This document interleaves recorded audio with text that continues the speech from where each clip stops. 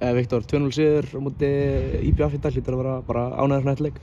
Já, bara virkilega ánægður með góðan sigur hérna 2-0 heima.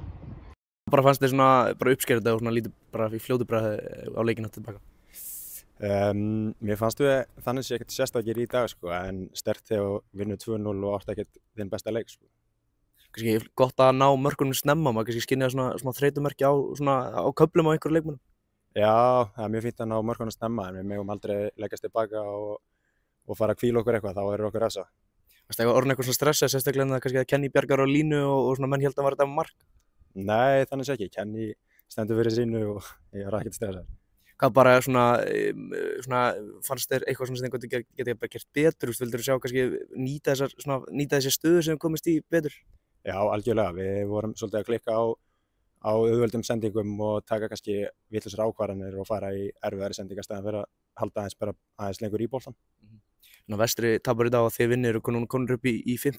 sæti, bara hvernig líður núna bara með svona skriði sem er á, maður sér svona bætingu og svona stíganda í ykkur? Já, algjörlega. Mér líður bara vel með spilamennsku okkur núna, við erum að fá mörk á okkur og við erum að vinna leiki núna.